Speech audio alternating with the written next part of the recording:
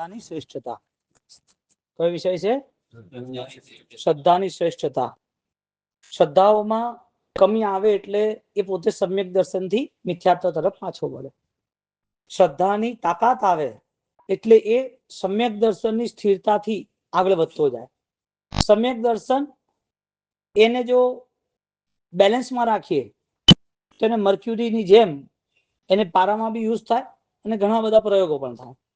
પણ એ જો વિખરાવા માંડે એટલે એ ડિસ્ટ્રોય થઈ જાય, ખતમ થઈ જાય.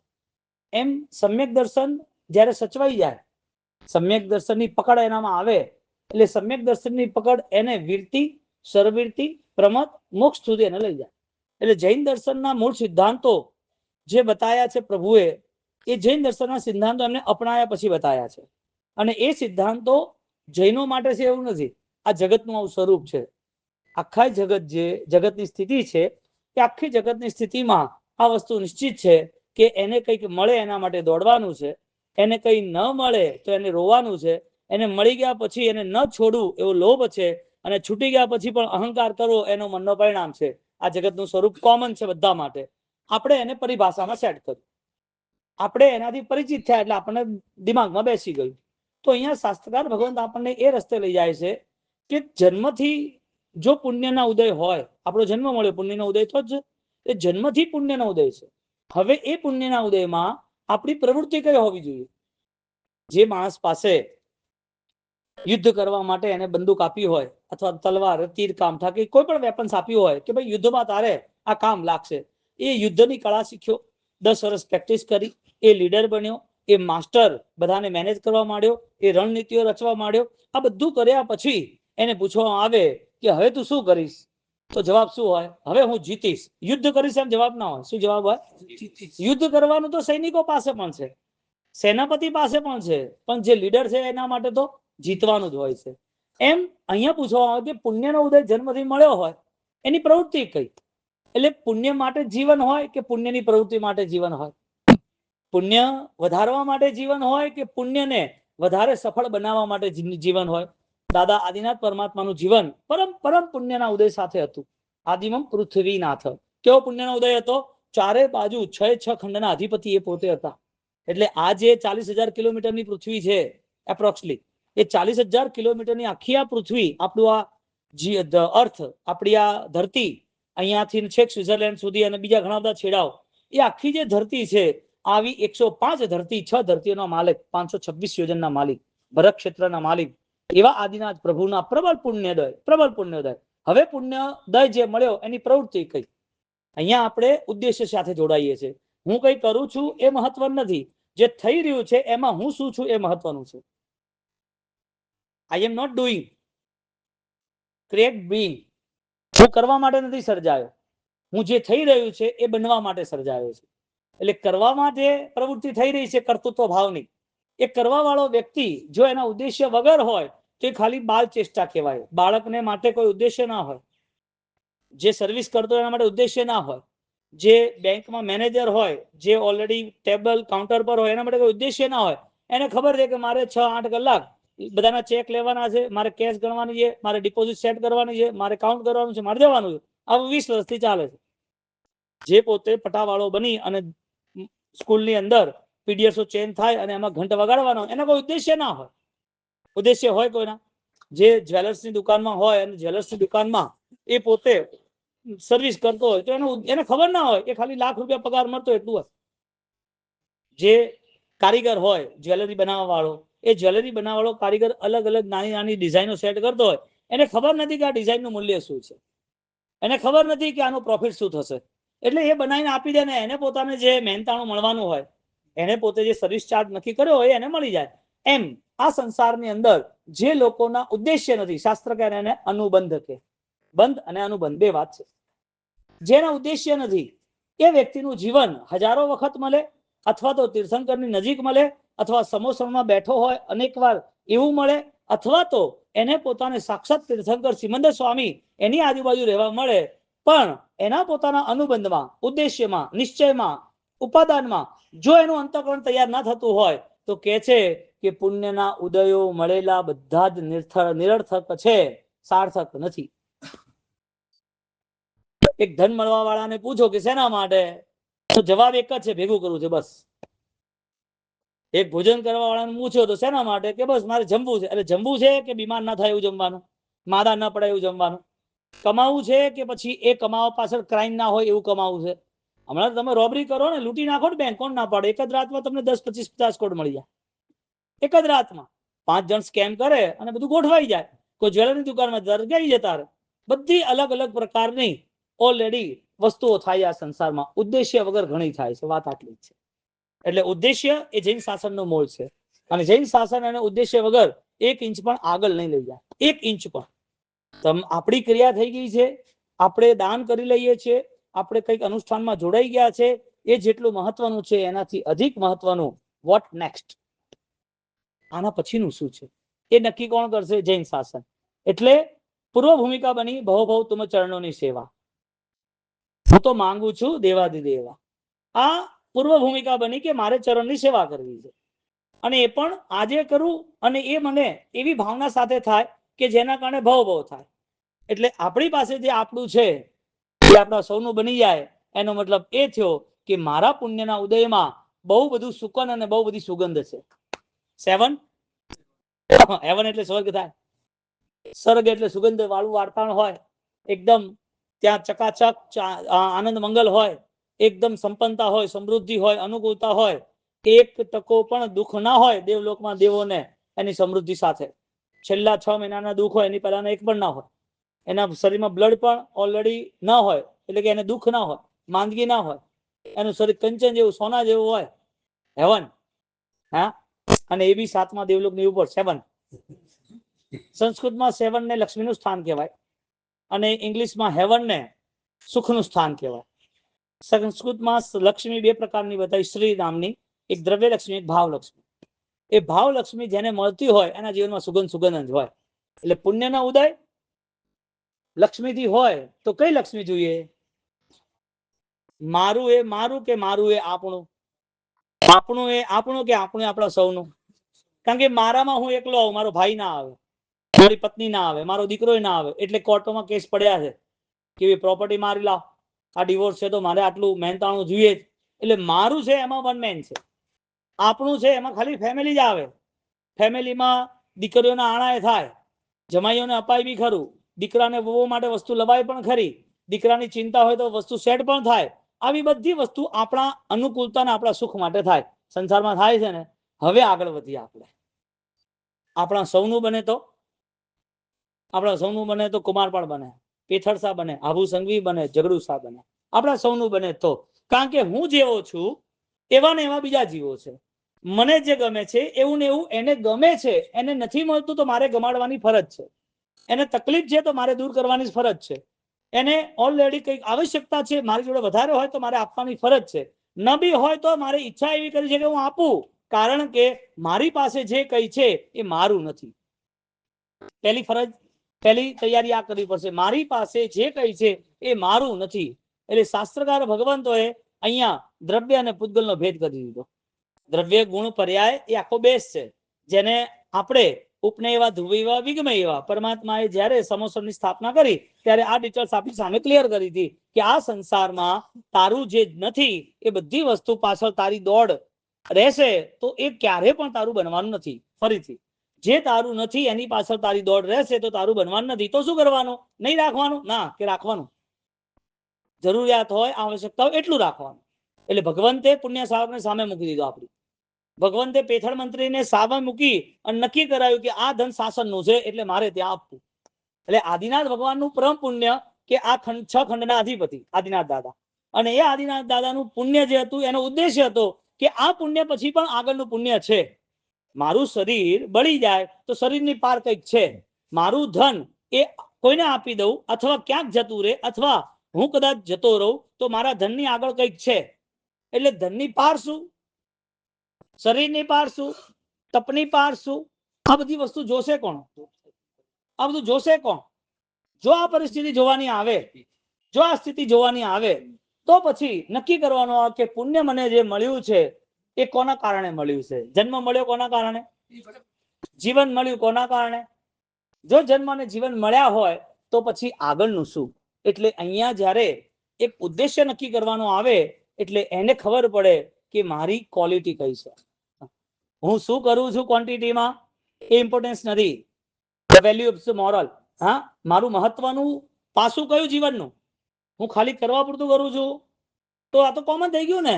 કોણ એવા મા બાપ હશે જે એના દીકરા દીકરીને લગ્ન ના કરાવે? કોણ એવા મા બાપ છે જે એના પરિવારને નહીં સાચવે ને એને ઘર દુકાન વ્યવહારથી એને તૈયાર નહીં કરે? કયા એવા મા બાપ હશે જે એના છોકરાને 10 વર્ષ સુધી ભણાવવા નહીં મોકલ્યા હોય? કયા એવા મા બાપ હશે જે એના દીકરા માદા હોય ને એને ડોક્ટરને બતાવી દવા ના કરી અને સાચવ્યું નહીં હોય? એવું કોઈ મળે? અચ્છા, કોણ એવા દીકરા હશે જે ઓલરેડી એ પોતે ઘરડા મા બાપની સેવા નહીં કરી હોય, આશીષ નહીં માંગ્યા હોય? વર્તમાનનો કાળ ભૂલી જાઓ, સંસ્કારની વાત કરીએ તો. કોણ એવા શિક્ષક હશે જે ઓલરેડી સ્કૂલમાં નહીં ભણાવતા હોય? જે પહેલા ભણાવતા હતા, જે ભણાવવા જ જોઈએ, ટ્યુશન રાખ્યો તો ભણાવે. કોણ એવા શેઠ હશે જે પોતે પોતાના માણસ જોડે કામ નહીં લે? કોણ એવા ડોક્ટર હશે જે પોતાની મેડિસિન એટલે કે પોતાનું આખું મેડિકલ રેડી કરવા માટે એ બધું નિરીક્ષણ નહીં કરે, ઓબ્ઝર્વેશન નહીં કરે? બધામાં એની તૈયારી છે, કારણ કે એને ખબર છે કે આ રીતે જ હોય. એવી રીતે જ્ઞાની એમ કહે છે કે કોણ એવું છે જે પોતે પોતાના પુણ્યને સાચવતું નથી, પુણ્યને સજાવતું નથી અને પુણ્યનું ભવિષ્ય દેખતું નથી? કોણ એવું છે? જવાબ એ આવે કે જે પોતે આ જીવનને બરબાદ કરવા માંગતું હોય, આ જીવનમાં એને પોતાને ખબર ના હોય કે પુણ્યના ઉદ્દેશનું ભવિષ્ય શું છે, એવા વ્યક્તિઓ સ્વાર્થ, અહંકાર, લોભ, લાલચ, દંભમાં જીવન પૂરા કરે. એટલે જોવા જાઓ તો 15-20 વર્ષે છોકરાને ભણવા મોકલવાનો. જોવા જાઓ તો મા બાપ બીમાર હોય, ઘરડા હોય અને તકલીફ હોય તો પણ એને તરછોડી દેવાના. જોવા જાઓ તો જે દવાખાનું ઊભું કર્યું 50 કરોડનું અને ડોક્ટર ધ્યાન જ ના આલે તો કેટલા ટાઈમ સુધી? આ બધી વસ્તુ આંખ સામે છે વ્યવહારિક સંસ્કારની દ્રષ્ટિથી. એવી રીતે ધર્મની દ્રષ્ટિથી જોવા જાય, મારા પુણ્યમાં મારે કરવાનું શું? કારણ કે જનરલી 99.99% વર્તમાનની કાળની દ્રષ્ટિથી પુણ્યના ઉદયમાં જીવને પાપ જ ગમે છે, અનુકૂળતાઓમાં પાપ જ ગમે છે. જેને ફેસિલિટી મળી ગઈ, ગરીબને કહો તમે ઝુંપડપટ્ટી મારે, એને કહે કે તું 1000 રૂપિયા ખર્ચ જા, પિક્ચર જોવા જા ટોકીસમાં. એ કે રોજ 200-500 કમાવું ત્યારે ભોજન મળે, ક્યાં જોવા જવું? એને કહે કે તારા ઘરે પ્રસંગ હોય ને લગ્ન હોય અને તમે 5-50 જણ પેલા મંદિરમાં જતા હો તો કે 25,000ની સાડી અને 25,000ના બીજા રંગરાજ કરી ડેકોરેશન કરી અને લગ્ન કરાવો. તો કે અમારા જીવનમાં એવું કોઈ છે જ નહીં કે ગરીબની જોડે આશા રહે, ગરીબ આશા રાખે, કરી શકે ના કરી શકે ને? અહીંયા જે પોતે સમજણ વાળો છે, પુણ્ય વાળો છે એમ નહીં, જે અર્થ પ્રધાન જીવન જીવે છે એ ગુણ પ્રધાન જીવન જીવી શકે કે ના જીવી શકે? એટલે પુણ્યના ઉદયમાં આદિનાથ પ્રભુએ સૌથી પહેલું કાર્ય એ કર્યું કે આ પુણ્ય પછી બી મારી આરાધના છે એ મારે વધારવી જરૂરી છે. એટલે એ પુણ્યના ઉદયમાં એમણે શક્તિ વાપરી કે મારે મારા પુણ્યને વહેંચી નાખવું છે, મારે મારા પુણ્યને ઓછું કરી નાખવું, છોડી દેવું છે. એટલે રાજપાટ છોડી અને તરત એમની સ્થિતિ ત્યાગીની બની ગઈ. આદિમમ પૃથ્વીનાથ માદિમમ નિષ્પરિગ્રહમ, ત્યાગી બની કે મારે આ ત્યાગ એ મારા માટે કલ્યાણકારી છે, એટલે મારે આ ત્યાગ કરવું, છોડવું જરૂરી છે. એટલે એમણે બધા એમના દીકરાઓને આપીને બહાર નીકળી ગયા. આદિનાથ દાદા બ્રાહ્મી સુંદરી એ બધું છોડીને નીકળી ગયા. એક તરફ હાઈ લેવલની લક્ઝુરિયસ લાઈફ એટલે 6 ખંડનું અધિપતિ, અને બીજી બાજુ જોવા જાવ તો એમની પાસે હવે એક પણ વસ્તુ નથી. એટલે જ્યારે એમને ત્યાગ કર્યો ત્યારે રાજા મહારાજા હીરા સોના માણેક બધું આપવા આવ્યા. એટલા માટે કે ભાઈ તમે રાજા છો, ભોજન થોડી અપાય. હવે ભગવાનનું પૂર્વનું કરમ, 400 દિવસના અંતરાય અને એના સ્વરૂપે વર્ષિત ભગવાનને 4 મહિના સુધી 400 દિવસ સુધી ભોજનનો અંતરાય થયો. કેમ થયો ભાઈ? પૂર્વના ભાવમાં 13.5 ઘડી. હા, એટલે જે એક ખાલી જાનવરને, બળદને એને મોઢે કવર કર્યું, જેનું નામ શીકું, એ મોઢે બાંધી દીધું કે એ ક્યાંય પણ અનાજની અંદર મોઢું ના મારે. અને અચાનક યાદ આવ્યું કે મારું આ પાપ થઈ ગયું, ખોટું થઈ ગયું. એ ખોલવા ગયા. એ જીવે જે ભાવમાં જે કર્મ બાંધ્યું હતું તીર્થંકરના ભાવમાં પણ ભોગવવું પડ્યું. અહીંયા કઈ પણ કોઈ પણ કોમ્પ્રોમાઇઝ નથી. તું ભગવાન હોય તો તારે કર્મ છોડવું છે. કર્મ એટલે યુનિવર્સલ લો, જગતની વ્યવસ્થા. આ જગતમાં જે થઈ રહ્યું છે, જે આગળ થવાનું છે, એમાં બધા જ પૂરા વ્યવસ્થાનું આખું જ ચલચિત્ર કર્મનું છે. આખી ધર્મની વ્યવસ્થા એટલે કર્મની વ્યવસ્થા છે. એટલે ભગવાન થઈ ગયા ને તો પણ મારી પોતાની જે ડ્યુટી છે એ મારે નિભાવવાની. આવું કોણ કે? કર્મ કે કર્મની વ્યવસ્થા કે. તમે પરમાત્મા થઈ ગયા, તમારા 1,60,00,000 અભિષેક થઈ ગયા, તમને દેવી દેવતાઓ ઇન્દ્ર મહારાજાએ તમારી ભક્તિ કરી, તમને સોનાના સમોસણમાં બેસાડી દીધા, મેરુના સોનાના પહાડ ઉપર અભિષેકો થયા, મારે કોઈ લેવા દેવા નથી, તમારું પુણ્ય કેટલું ગજબનું છે. એક જ વાત છે, પૂર્વનું કર્મ તમારા માથે છે કે નહીં. એટલે આજ રાજા બન્યા, અભિષેકો રાજા બન્યા, અભિષેક થયા, ઇન્દ્ર ઇન્દ્રાણી વંદન કર્યા, જન્મ પહેલા એમના વંદન થયા, ગર્ભમાં ત્રણ જ્ઞાનના ધણી, સમ્યક દર્શનના ધણી રાજા મહારાજાઓ એમના ચરણે નમે. પોતે 6 ખંડના અધિપતિ એટલે ચક્રવર્તી, અને એ જ્યારે પરમાત્મા તીર્થંકર, ચક્રવર્તીથી અધિક પુણ્ય, એ તીર્થંકર પરમાત્મા એ જ્યારે દીક્ષા લે છે ત્યારે કર્મ સામે આવીને ઉભું રહે છે. એટલે આટલી બધી પુણ્યાય હોવા છતાં પણ જે લખાણ લખ્યું હતું કર્મનું એ સામે આવીને ઉભું રહ્યું. મારું શું? આના પરથી એક ન્યાય નિશ્ચિત બને છે. જે લોકો સાચી વસ્તુ નક્કી નથી કરી શકતા, નિર્ણય નથી કરી શકતા, એ સાચી વસ્તુ નિર્ણય કરવાનો અવસર ગુમાવી રહ્યા છે, એ ક્યારે સાચો નિર્ણય કરી શકશે? સાચા નિર્ણયની વાત જ એક છે, હું પોતે બીજાના સુખનો કરતા બનું. સાચો નિર્ણય કયો છે? મારાથી કોઈ દુઃખી ના થાય એટલે આપણે જીવ દેવા પાડીએ. હું કોઈને હિંસા નહીં કરું એટલે આપણે જૈણા પાડીએ. મારાથી કોઈ જીવને પરેશાની થતી હોય તો મારે પચખાન લેવા છે, વિરાધના ત્યાગ કરવી છે, આને વ્રત કહેવાય. આ થઈ આપણી કન્ડિશન કે મારે આ કરવું નથી. પરંતુ બીજી વસ્તુ, મારે શું કરવું છે? બીજું, સભી જીવ કરું શાસન રસી, શિવ મસ્તુ સર્વ જગત. મારા થકી મારે પોતાને અપરિચિતને બી દુઃખી નથી કરવાના, અને પરિચિત હોય કે ન હોય, કોઈ પણ હોય, મારાથી સુખ અપાતું હોય, હું બીજા જીવનું હિત ઈચ્છતો હોઉં, બીજા માટે ભલાઈ મારા દિલમાં હોય તો મારે પહેલા કરવી. એટલે પહેલી વસ્તુમાં આવશે વિરાધના ત્યાગ, બીજી વસ્તુમાં આવશે ભગવાન બનવાનો ચાન્સ. આરાધના કરો છો એમ નહીં, ક્રિયા થઈ અને ધર્મ કરીએ છીએ એવું નહીં. બીજી વસ્તુમાં આવશે કે ભગવાનના રસ્તે ચાલવા વાળો ભગવાન બન્યા વગર રહે નહીં. ભગવાને શું કર્યું? આદિમમ પૃથ્વીનાથ આદિમમ નિષ્પરિગ્રહમ આદિમમ તીર્થનાથમ ચ. એમણે જગતના સર્વ જીવોને હિત મળે એના માટે તીર્થની સ્થાપના કરી કે તમે ક્યાંય પણ દુઃખનો રસ્તો અપનાવશો નહીં. મેં પોતે આ દુઃખ જોયું છે, પૂર્વના અનંત ભાવો પહેલાનું અથવા તો પૂર્વના અનેક ભાવો પહેલાનું જે દુઃખ ઓલરેડી કરોડો વર્ષ પહેલા મેં બાંધી દીધું હતું, જેનું નામ કર્મ છે, એ કર્મ આજે મારી આંખ સામે આવ્યું છે. મારા દુઃખમાં કોઈ પણ આજે સમજી શકતું નથી, મારા દુઃખમાં કોઈ આજે ભાગીદાર નથી. મને આજે આટલી તકલીફ પડે તો પણ મને કોઈની આશા પણ નથી, કારણ કે હું સમજી ગયો છું કે આ દુઃખ મેં બાંધ્યું છે, મારે ભોગવવાનું છે. એટલે દુઃખમાં આપણે જો હિસ્સેદાર રહીએ, આપણે કોઈને દુઃખ આપવા માટે તૈયાર રહીએ તો સમજી લેવાનું આ કર્મ 100 ગણું રિટર્ન આપવાનું છે. લાખ રૂપિયાનું વ્યાજ આવે કે ના આવે, કે લાખ રૂપિયા પાછા આવે? તમે 5 લાખ કોઈને આપ્યા હોય વગર વ્યાજે તો 5 લાખ આવે, પણ જે સિસ્ટમ હોય બેંકની અને 5 લાખ લીધા હોય તો 5 લાખ હાલવાના કે વ્યાજ હાથે હાલવાના, અને વધારે હોય તો ચક્રવૃદ્ધિ વ્યાજ હાથે. અહીંયા વાત એ છે કે જે કર્મ બંધાય છે એ કર્મનું જેણે પ્રાયશ્ચિત નથી કર્યું, આલોચના નથી કરી, એ કર્મ બદલવા પુરુષાર્થ નથી કર્યો, બીજાને દુઃખ આપવામાં એ પોતે જો પાછો નથી રહ્યો, તો એ બધી પરિસ્થિતિઓમાં એ બધું વ્યાજ, ચક્રવૃદ્ધિ વ્યાજ એટલે ડબલ પાવર સાથે એટેક કરશે. એટલે દુઃખ આવે અને રોવાનું એ અજ્ઞાન છે, તકલીફ આવે અને રોવાનું એ અજ્ઞાન છે, કોઈને તકલીફ આપવી એ મહા અજ્ઞાન છે. દુઃખ આવે એટલે રોવે? આટલા જગતમાં જીવો દુઃખી દેખાતા નથી? કોરોનામાં જોયું છે ને, પૂરમાં જોયું છે ને, હું સુરતમાં જ હતો, મારી આંખ સામે આ બધું થયેલું છે. 2008ની મંદીમાં હતો ને આજની એ મંદીમાં હું જ છું પાછો.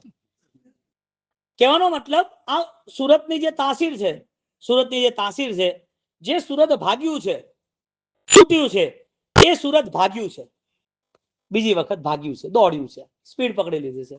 એટલે ભાગ્યું તૂટવાની દ્રષ્ટિથી, સ્પીડ પકડી ભાગ્યું એ ઉભા થવાની દ્રષ્ટિથી. પૂર પછી કેવું ભાગ્યું, કોરોના પછી કેવું સ્પીડ પકડી.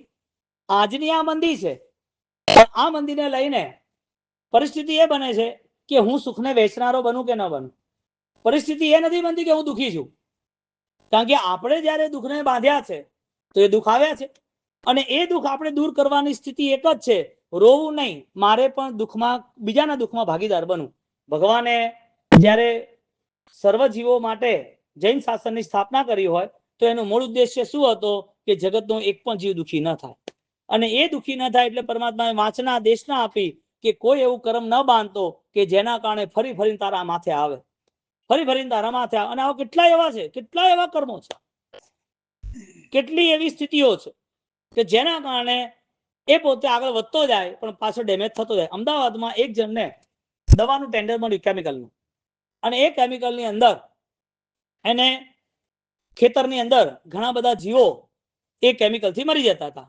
એટલે એની મમ્મીને કીધું, મમ્મી હું જઉં છું અને આજે મારે એ ટેન્ડર ભરવાનું છે. કે શું છે બેટા? કે ધંધો છે. શેનો છે તે? તો કે એક દવા આવે લિક્વિડ, એ લિક્વિડ આપણે જેટલા બી ખેતરો હોય એમાં હજારો લાખો લીટર આપણે પાસ કરવાનું. તો કે શું થાય? તો કે એમાં જે નાના નાના જીવાતો હોય ને એ જે અનાજને બગાડી નાખે એ ન બગાડે. તો કે ન બગાડે એટલે એ ભાગી જાય? તો કે ના, ભાગી ના જાય, મરી જાય. તો કે તારે આવા પૈસાનું શું કામ છે? અમારે રોટલી દાળ જ ખાવી છે, અમારે મીઠાઈ નથી ખાવી. તારે આવા પૈસાનું શું કામ છે? આપણે કોઈ જરૂર નથી. કે તો કે આમાં તો ઓલરેડી બધાનું ઘણું સચવાઈ જશે. કે આપણે જરૂર જ નથી. બીજા જીવ દુખી થાય, ખબર જ નથી કે એ તીતી ઘોડો કયો છે ને નાની લટ કઈ છે, નાની જીવાતો કઈ ખબર છે, છતાં પણ એના સુખની ઈચ્છા. અપરિચિત જે છે, કમજોર જે છે, આપણે નહીં મારો તોય મરી જવાનો છે, એવા જીવો માટે પણ દયા પાડવાનું જૈન શાસન કહે છે. આવા મા બાપ એ સંસ્કારના કારણે માથે છે એટલે રસ્તો બતાવે છે. એ છોકરાએ ટેન્ડર ભર્યું હોત તો આગળ શું થાત ખબર છે? એ બધી હિંસા એના માથે એના ઘરે આવતી. એટલે એ એના મા બાપ એને વચન ન પાડ્યા, મા બાપની સેવા ન થઈ, અને એ વચન ન પાડવાથી ટેન્ડર ભર્યા પછી, કારણ કે અસાતાનું ફળ અસાતા જ છે ને, હિંસાનું ફળ હિંસા છે કે નહીં? નોર્મલ વાત છે. તમે લાફો મારો એટલે સામે વાળો ઉભો રહે? એમને લાફો મારો તો સામે વાળો લાફો ના મારે. કર્મનો વ્યવહાર છે. દુઃખ આપ્યું એટલે દુઃખ મળે, સુખ આપ્યું તો સુખ મળે. એટલે એક બાજુ જ્યારે તીર્થ સ્થાપના કરે ત્યારે એ ડિસાઈડ થાય છે કે જગતના સર્વ જીવો આ તીર્થમાં, ધર્મ તીર્થમાં પ્રવેશ કરે એટલે સુખી થાય. એ સુખ આપવાની ઈચ્છાથી તીર્થની સ્થાપના થાય છે. સર્વ જીવો સુખી થાય એ ઈચ્છાથી ધમ્મ તીર્થ તીર્થની સ્થાપના થાય છે. એટલે એ દીકરો જ્યારે આ ટેન્ડરો ભરીને આવે અને ભરી લીધું હોય એટલે 2-5 વર્ષ સુધી કોઈ વાંધો ના આવે. એ 2-5 વર્ષના એના ગાડી બંગલા, એના બેંક બેલેન્સ બહુ લક્ઝરીસ થઈ જાય, કોઈ પ્રોબ્લેમ ના થાય. એને ફાર્મ હાઉસ બી લેવું હોય તો વાંધો ના આવે. પરંતુ જ્યારે એનો દીકરો નાનો 8 વર્ષનો, 10 વર્ષનો, 12-15 વર્ષનો, જ્યારે એ હોસ્પિટલમાં લડતો હોય, જ્યારે હોસ્પિટલમાં ડોક્ટર કે હવે અમારા હાથમાં નથી, અને એ જ્યારે અમેરિકા રિપોર્ટો મોકલાવે અને કરોડો રૂપિયા ખર્ચી નાખે, અને એકનો એક દીકરો હોય અને એ રોવે અને પ્રાર્થનાઓ કરે પણ તીર છૂટી ગયું છે, હવે હાથમાં નથી. એ કે હું ડોક્ટરને પ્રોમિસ આપે, કમિટમેન્ટ કરે, 50 કરોડની નવી હોસ્પિટલ બને આપીશ, મારો દીકરો બચવો જોઈએ. તું ગમે તે કર, ગમે તે સ્પેશિયાલિસ્ટ બોલાવો, ગમે તેવા કોસ્ટલી ઇન્જેક્શન લાવો, મારો દીકરો બચવો જોઈએ. બચે કે ના બચે? તમને શું લાગે છે? જવાબ નોર્મલ તમે એવો આપો કે એનું પુણ્ય છે તો બચી જશે, બીજું કઈ ના બોલશો. પણ વ્યવહારિક શું છે? બચે કે ના બચે? કેમ? કારણ શું? કારણ કે તે જે ભેગું કર્યું છે એનો તારે ભોગવટો કરવાનો જ નથી. તારી પાસે જેટલું ભેગું થયું છે એનો અધિકાર તારી પાસે નહીં રહે, કારણ કે તારી પાસે માલ રહેશે, માલિક તો નહીં જ રહે. તારી પાસે માલ રહેશે, માલિક નહીં રહે. આવા પૈસા કામના ખરા કે નહીં? કેમ? કારણ શું? વાંધો શું આવે? વાંધો આવે કઈ? આપણે કોરોના જોયો છે ને, હા, એટલા બધા લોકો વિકટ પરિસ્થિતિમાંથી પસાર થતા હતા, અને ડોક્ટર કે 30% કોરોના છે, 40% છે, 50%, 80% કોરોના, એટલે જાણે ગયા, જાણે પરિસ્થિતિ. ઘરવાળા રોવે રોવે ને દૂરથી જોવે, અરે કે હવે શું કરશું, મળવાનું. એટલે સામેથી પેલો ભાઈ કે બેન તમે સાચવજો, મારા 2 દીકરીઓ છે, 2 દીકરા છે, કે એક દીકરી તમે સાચવજો, હું તો જઉં છું, આનું કલ્યાણ થાય એવું કરજો. કઈ રોવે છે, ભેગા થવાતું નથી, એકબીજાને દૂરથી જોવે છે, અને ખાલી હાથથી હસે છે, અને અંદર એટલી વેદના છે. રક્ષણહાર કોણ? પુણ્ય રક્ષણહાર ખરું? ક્યાંથી લાવશો? ઉદ્દેશ્ય તો રહ્યો નહીં, પુણ્યનો ઉદય તો થઈ ગયો, હવે પુણ્યનો ઉદ્દેશ્ય તો રહ્યો નહીં. એટલે પુણ્યના ઉદયમાં 99% જીવોને પાપ કરવાની ઈચ્છા થાય. પુણ્યનો ઉદય નથી, એ દુઃખનો ઉદય છે. એટલે દુઃખના સમયે એ ધર્મ કરે, પાપ ના કરે. એટલે સુખી સંપન્ન પરિવારોમાં, જીવનમાં એના દીકરા દીકરીઓ તમે જોશો તો આરાધનામાં એટલા હશે નહીં જેટલા હોવા જોઈએ, કારણ કે એ બધી સંસ્કારોની ચેનલ છે. અને તમે વ્યવહારિક દ્રષ્ટિએ જોવા જાઓ, 5મી પેઢીએ ધન ટકતું જ નથી. 5મી પેઢીએ ધન ટકતું નથી. અને એવું તમે દેખો તમારા ગામમાં, આજુબાજુમાં જે જીરો હતા, મહેનત કરી હીરો થયા, એનો દીકરો, એનો દીકરો, એનો દીકરો, પછી ડાઉન. તમારા ગામમાં તમે ઇતિહાસ જોઈ લો, મારી વાત ખોટી હોય તો. કેમ? કારણ કે સુખના સમયે એ પોતે સ્વચ્છંદ બને. જે કુદરતને નક્કી નથી, કુદરતે નક્કી નથી કર્યું એવું એ જીવન જીવે. એટલે એને સહજ એવી બધી બુદ્ધિ જાગે આ દુનિયાની દ્રષ્ટિથી, અને એવા પાપમાં જોડાય કે જેના કારણે એ જે 20-25 વર્ષની જે જીવન યાત્રા છે, જેની કપલ છે, પરિવાર છે, એ પતિ પત્નીઓ એ એના 70-80 માં આવે ત્યારે એના પોતરા દુઃખી દેખાય. કારણ કે એ જે 25 વર્ષની ઉંમરે એના જે વડીલો હતા, એના જે દાદા દાદી હતા, એ દુઃખમાં હતા, એ દેખ્યા નથી, અથવા તો દેખવા માટે ઓલરેડી એને સમય જોયો નથી, પણ અનુકૂળતાઓ જોઈ એટલે એને ધર્મ ચૂકવામાં આવે. એટલે જે 5મી પેઢીએ 6ઠ્ઠી પેઢીએ વધારે ધન ટકતું નથી, રિટર્નમાં 6ઠ્ઠી પેઢીએ ધન આવી બી જાય છે. કઈ પેઢીએ? 6ઠ્ઠી પેઢીએ ધન આવી જાય છે. કેમ? કારણ કે દુઃખમાં એને શું કરવાનું? બધે તીર્થયાત્રા કરવાની, બધાને આશીર્વાદ લેવાના, ધર્મ કરવાનો, આશીર્વાદ આપજો. એટલે અનુકૂળતા મળે, અને જો એ પુણ્યના ઉદ્દેશ્યથી જો આગળ ન વધી શકે તો સમજી લેવાનું કે એ દુઃખને આમંત્રણ આપે છે. એટલે આ જ ભાવમાં એના દીકરા એ દુઃખી થવાના છે. એટલે સુખમાં શું કરવું જોઈએ? સુખની વહેંચણી કરવી જોઈએ કે સુખને બરોબર હાચવી લેવું, એટલે કે દબાઈ રાખવું જોઈએ? મારું સુખ ક્યાં જવું ના જોઈએ, મને કોઈ તકલીફ ના પડવી જોઈએ. તને તકલીફ ના પડવી જોઈએ તો એનો રસ્તો છે બીજાની તકલીફો દૂર કર. બીજાની તકલીફો તારે દૂર કરવી પડશે. આજના વર્તમાનના સમયમાં તીર્થની સ્થાપના ધમ્મત રે જેને ભગવાને જે ઉદ્દેશ્યથી સ્થાપના કરી છે, સર્વ જીવોને સુખ મળવું જોઈએ. હવે મારી તૈયારી એ હોવી જોઈએ કે હું કેટલા જીવો માટે હું રક્ષા કવચ બનું, હું કેટલા જીવોને સહાયતા કરી શકું. પરિચિત નથી, અપરિચિત છે, જે જીવ સામાન્ય છે, જે જીવ જાનવર છે, એના માટે પણ જૈન શાસન કહે છે તારે સુખનું મન રાખવાનું. એનો ઓલરેડી બીજી વિચારધારા એ છે, આફ્ટર ઓલ સેકન્ડ થિંકિંગ એ છે કે તારે તારા નજીકના છે એને પણ તારે સેવા કરવાની, દુઃખ નહીં આપવાનું. આ અનાથ આશ્રમ હોય, વૃદ્ધાશ્રમ હોય, કેમ છે? કારણ કે મૂળ સિદ્ધાંતોથી દૂર થઈ ગયો. ધર્મ કોઈ પણ સમાજનો હોય, એટલે કોઈ પણ ધર્મ હોય, ચાહે શીખ હોય, ચાહે ક્રિશ્ચન હોય, ચાહે હિન્દુ સનાતન હોય, કોઈ પણ જૈન, કોઈ પણ ધર્મ હોય, એ બધાના ધર્મનો એક જ સારા આવે છે, કુદરતને મંજૂર નથી એવું નહીં કરવાનું. એટલે વ્યવહારિક શું આવ્યું?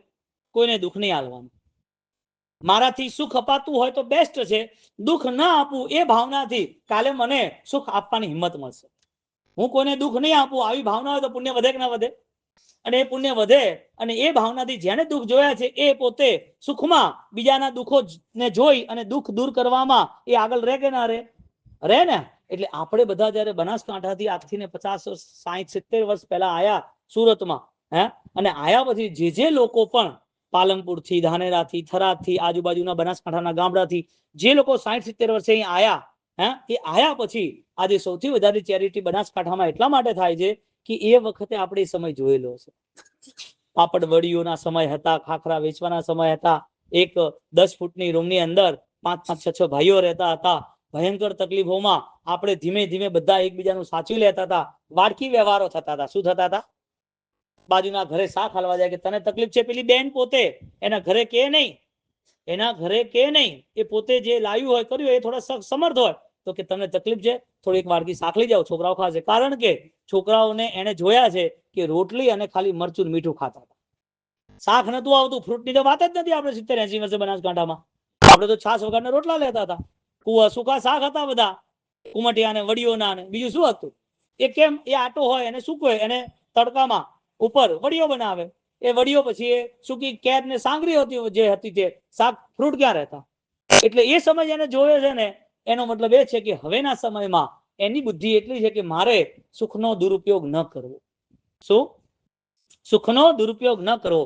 એટલે પરમાત્મા આદિનાથના નિશ્રાવર્તી આપણે તીર્થંકરોની નિશ્રાવર્તી તીર્થની જે સ્થાપના થઈ છે, આદિમમ તીર્થનાથમ ચ ઋષભ સ્વામી નમસ્તુમઃ. હું આપણે જે ભક્તિ કરું છું એ ભક્તિનું રિઝલ્ટ મને દાતાર બનાવશે.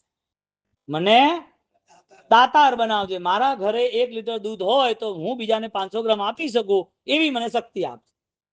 મારે રોકાવું જ નથી. મારું બેલેન્સ ખતમ થઈ જાય ત્યાં સુધી મારી ભાવનાઓમાં તાકાત આપજે. બેલેન્સની તાકાત મારે જોઈતી જ નથી. મને 25-50 કરોડ મળે મારે જોઈતા જ નથી. મારી પાસે લાખ રૂપિયા બી હોય ને તો મને ઈચ્છા થાય કે હું 5,000, 15,000, 25,000, 50,000 હું આપી દઉં, ફેંકી દઉં. અને કોરોનામાં બધાએ કર્યું છે. કોરોનામાં બધાએ કામ કર્યું છે અને એ કામ થયા છે ને, અને અત્યારે પણ યાદ કરે તો આનંદ આવે છે. વર્તમાનના સમયની અંદર આપણે સૌએ સંકલ્પબદ્ધ બનીને અને સૌથી પહેલા પરિવાર વાઇઝ, ગામ વાઇઝ અને સમાજ વાઇઝ આગળ વધી અને સંઘ વાઇઝ, સકળ સંઘ આખા ને આખા જ્યાં જ્યાં પણ જે પણ વ્યક્તિને આપણે પ્રોબ્લેમ દેખાય તો આપ ગુપ્તતાથી આગળ વધો. એને 12 મહિના સાચવી લો, એને કામે લગાડો. અને એને પોતાને ઓમ રીમ સીમ અરમ નમની આરાધનામાં જોડો. વિશિષ્ટ કક્ષાની આરાધના છે. આખા સુરતના 3 થોયના 1500 ઘર જે મારાથી કન્સલ્ટ હતા, મેં જે પહેલા 2006 ના ચોમાસા પૂરમાં હતા અને પછી કોરોના બી આવ્યો, પાછું આ ચોમાસું આવી ગયું છે. તો એ વખતે જ્યારે ઓમ રીમ સીમ અરમ નમની આરાધના, એનું આખું પૂજન અને એ પૂજનના સંકલ્પ સાથે 1500 ઘરમાં વાસક્ષેપ જ્યારે પહોંચાડ્યા અને એ પહોંચ્યા પછી બધાએ 21 માળા અને ગુરુ મહારાજની માળા દાદા ગુરુદેવની આ જાતના પ્રભાવથી 1 મહિના સુધી એક વ્યક્તિને ખાંસી નથી આવી, આઇસોલેશન સેન્ટરમાં એડમિટ નથી થયા. અને એના પછી આઇસોલેશન સેન્ટર તો ખોલ્યું હતું અને એના પછી પણ ઓલરેડી પર્યુષણની અંદર, સુરતની અંદર બધે બ્લોક હતા, એ જ પર્યુષણમાં ગોપીપુરા, અડાજણ, પાલ હજારો માણસના પ્રતિક્રમણ થયા એક સાથે. લોકડાઉન હતું તોય બધા ભેગા થયા હતા અને બધા થરાદ વાળાને ખ્યાલ છે. મેં કોઈ ડરવાની જરૂર નથી, આટલી ગુરુ મહારાજની કૃપા છે, ભાઈ શું કામ છે. એક વ્યક્તિ માદો નથી પડ્યો આ જાપના પ્રભાવ. ઓમ રેમ સિંહ હરમ નમઃ રક્ષા કવચ સાબિત થઈ ગયું. એટલે જે મોત પણ પાછું વાળે એનો મતલબ એ છે નાના સામાન્ય મંદીના કે વાગવાના કે પીડાના કે બીજા કોઈ પણ દુઃખ આપણને દેખાતા હોય તો એ પરમાત્માની કૃપાથી આપણને સમાધિ આપશે, સંસારની ઈચ્છાથી નહીં, આપણને સમાધિ આપશે. એટલે આ જાપમાં ક્યારે પાછું પડવું નહીં. આ જાપ લગાતાર કરતા રહેવો અને પર્યુષણ આખું થયું, સુપન થયા, બારસા સૂત્ર થયું, કલ્પસૂત્ર થયું, બધું થયું. તમે થરાદવાળા કોઈને પણ પૂછી લો, ત્યારે કોઈ માણસ ભેગું 4 થતું નતું. ફ્લેટમાં એક ફ્લેટમાં 5-25 જણ વાત કરી લે, 4 બ્લોક હોય તો એમાં અલગ, બીમાં અલગ, સીમાં અલગ આવું થતું હતું. ત્યારે આખા સુરતની અંદર ત્રિસ્તુતિ જૈન સંઘમાં બધી જગ્યાએ આરાધનાઓ પર્યુષણ જઈ. કેટલી તાકાત હશે ઓમ રેમ સિંહ હરમ નમન.